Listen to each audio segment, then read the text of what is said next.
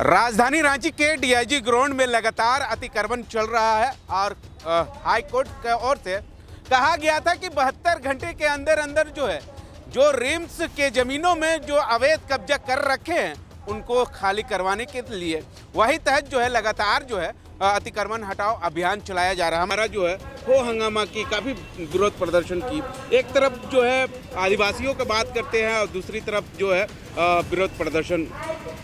देखिए, सबसे पहले बात जानने की समझने की आवश्यकता है, क्योंकि हाई कोर्ट का डबल बेंच का मामला है। और जब हाई कोर्ट का डबल बेंच का मामला है तो मैं कहना चाहता हूं कि वहाँ अतिक्रमण मुक्त करने की जो बात हो रही थी रिम्स का ज़मीन को, तो सबसे पहले तो वहाँ रिम्स की जो ज़मीन जितनी है वो ज़मीन का सबसे पहले नापी होना चाहिए। और नापी के अंतर्गत में जितना ज़मीन नापी के अंदर में जो आएगा उस ज़मीन पे अंदर में जितना आने वाला था उनको नोटिस करता है और कहते हैं कि आपका ज़मीन रिम्स के ज़मीन के अंदर में आ रहा है, इसलिए आप 24 घंटा हो 72 घंटा हो उसके अंदर में आप खाली कर दीजिए।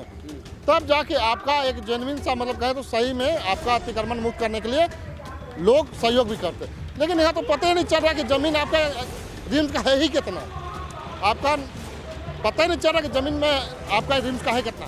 तो इसलिए कहते हैं कि जो ज़मीन अपने बाप दादाओं ने जो ज़मीन रिम्स को दिया उसके बाद ज़मीन मान के उसको 2 एकड़ ज़मीन है, 1.5 एकड़ का ज़मीन मान के रिम्स को दे चुके हैं और 50 डिसमिल ज़मीन उनका बचा हुआ है शेष, तो वो उसका जब रजिस्ट्री मोशन मतलब उनका भी रसीद कट रहा है, उसके ज़मीन को भी रिम्स के हवाला दे करके अतिक्रमण का हवाला दे करके हाईकोर्ट का हवाला दे करके तोड़ा जा रहा है, ये गलत है।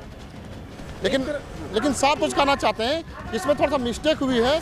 आप अगर ज़मीन का नापी कर लेते कि रिम्स का ज़मीन कितना है तो आपका सहूलियत भी होता है और आसानी भी होता है। सबसे बड़ा सवाल ये है कि रैयत लोगों का कहना है कि हमारे मोटेशन, हमारे रसीद, तमाम चीज़ वो कट रहे हैं। देखिए, मैं वहाँ पर घर जो आदिवासी का बना है, जहाँ पर गैर आदिवासी का भी घर बना है, वहाँ फ्लैट भी बना है, तो मैं कहना चाहता हूँ कि जो गलत वो तो गलत है, लेकिन जो सही है वो सही है। मैं एक ही चीज़ कहना चाहता हूँ कि अगर इस तरह का जिनका ज़मीन का रजिस्ट्री मोशन किया हुआ है और तरह का तोड़ा गया तो ये गलत है।